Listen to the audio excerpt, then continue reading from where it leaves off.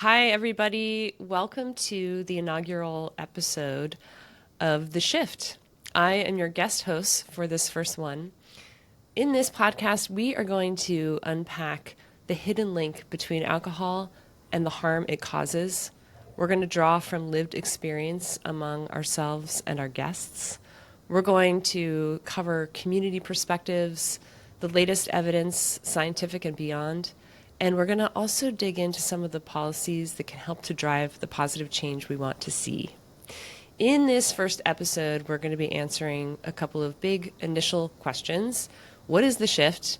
And why are we launching this podcast now?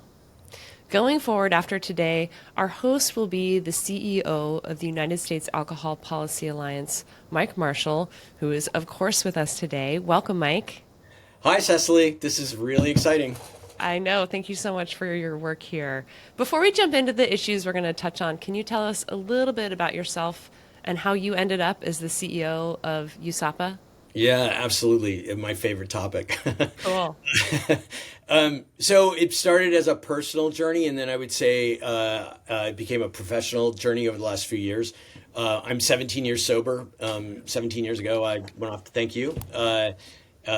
Alcohol had just sort of taken me down, and so I decided to make a change and have been very active in the recovery community ever since then. And about 8 years ago, here in Portland, Oregon, I, with some friends, launched an organization called Oregon Recovers, where we organized people in recovery to advocate for an end to Oregon's addiction crisis. We have the highest addiction rates in the country and the lowest access to treatment. And so, and over the course of doing that work, the 7 or 8 years, began to really appreciate that fentanyl wasn't the big problem, meth wasn't the big problem, alcohol was the big problem when it came to substance use disorder. But then, as I started to be educated about the health consequences, the criminal justice, incarceration consequences, the economic consequences of alcohol, regardless of whether someone had an alcohol use disorder, but just alcohol, the way it showed up in people's lives, was just doing such a huge amount of harm.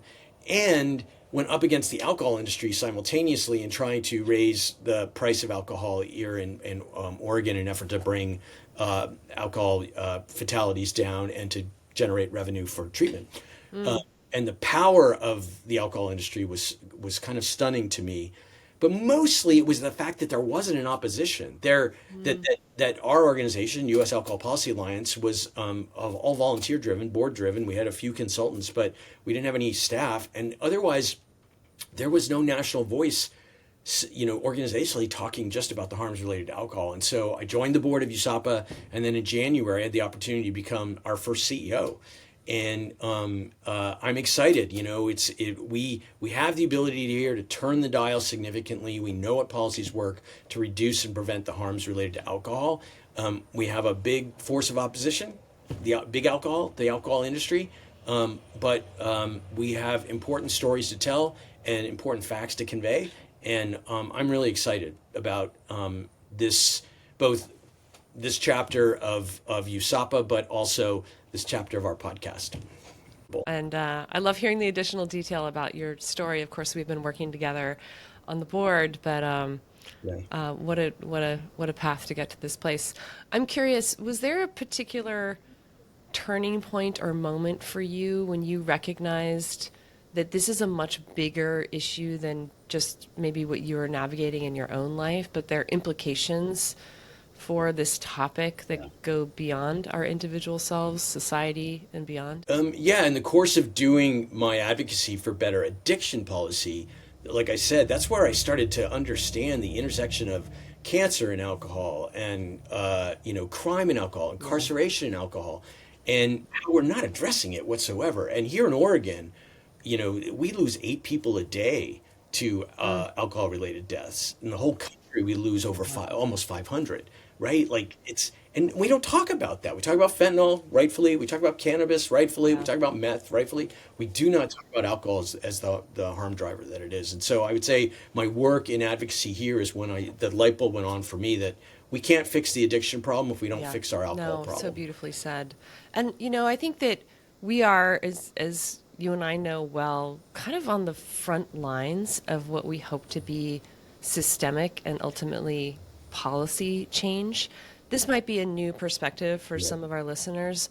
I'm wondering if you could paint a picture for them and explain a bit what our alcohol culture in the United States looks like today, and what's really at stake if we don't make some type of shift or change. That's a great question. And, we have to change the narrative in this country about alcohol. It is the last 25, 30 years of alcohol industry advertising has led all of us to believe that there cannot be a social interaction in our life that isn't improved by involving alcohol.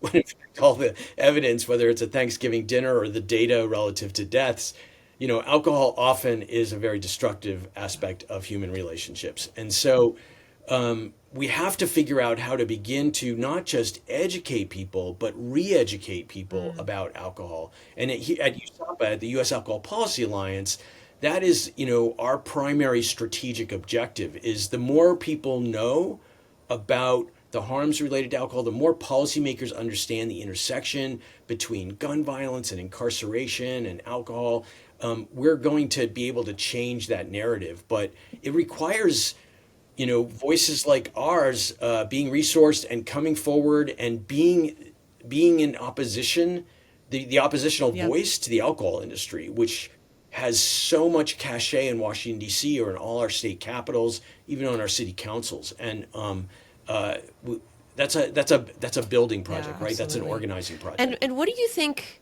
is at stake if we don't make this change? What's on the line for us, but as a nation, individually, in our communities? Well, I think we have this hidden crisis, this silent crisis. If you look, alcohol related deaths have increased 29% over the Wow. last 5 years. 29% over the last 5 years. And more people die each day due to alcohol than gun violence, car crashes, and fentanyl overdoses combined. And so I'm not an epidemiologist, so I will say this that when you see something escalating that fast at that volume, you have a potential crisis, much bigger crisis, if that Yeah. continues to grow like that. And we don't have any discussion at the national level and in most state capitals about how to reverse that. And that's our biggest challenge. This is going to increase exponentially, like health issues do. We certainly saw it with COVID, and we saw it with fentanyl addiction, right? Like it just swept across the country, and the fentanyl death rates went up really, really rapidly. We started passing policies to address that, Yeah. and now they're going down. Not true Amazing. with alcohol. So, thank you so much for your work. This is incredible. And we are so lucky to have you at the helm of this organization. I know how many things you touch a week. It's extraordinary. Adding a podcast to the mix. Talk to me about that. Why are we launching the shift? What is your vision and hope for this? What do you hope to achieve through this effort and our collaboration here? Yeah, so I was a little skeptical when your fellow board members brought it to me, but I have come to realize that if we want to change the narrative, then we need to be fostering conversations.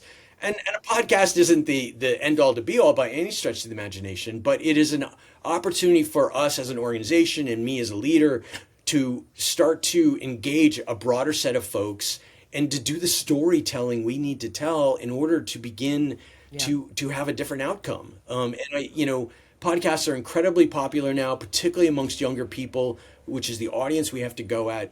But also policymakers around the country are beginning to really leverage and participate and respond to what they learn through podcasts. So I just think it's in the age we live in, where we can tape this, and I'm in my attic office and you're in your home, and we can do this really easily. It is a really cost-effective way for us to begin to, as I said at the beginning, change the Yeah, narrative in this beautiful. country And, about alcohol. as an avid podcast listener myself, and I've hosted a podcast myself, I want to just pull a little highlight out, which is your mention of storytelling. As humans, just having the Yeah. ability to hear each other's stories brings real feeling and connection to this work. It's not just getting the numbers to go up or down or achieve certain, metric KPIs over time as an organization. this work can really change people's lives. Yours and my lives have been changed through this related work, and we're really fortunate to have you leading us through it. So thanks for adding this to your many, many spinning plates as the CEO of the org. We love having you Well, do it. Yeah, it's my it's my honor and privilege, amazing. genuinely, to be doing Amazing. this at this Well, point. thank you so much. And For all of yeah, our listeners, you can tune thank in. you. Mike will be hosting this podcast going forward. You can find it by searching for The Shift, put it in your queue, tell your friends about it, tell people that you are friendly with in the policy, in the social change, in the community building, in the health awareness. Really, all of those fields have a great stake and interest in some of what we'll be talking about here. So, thank you, and on we go. Thanks, Mike.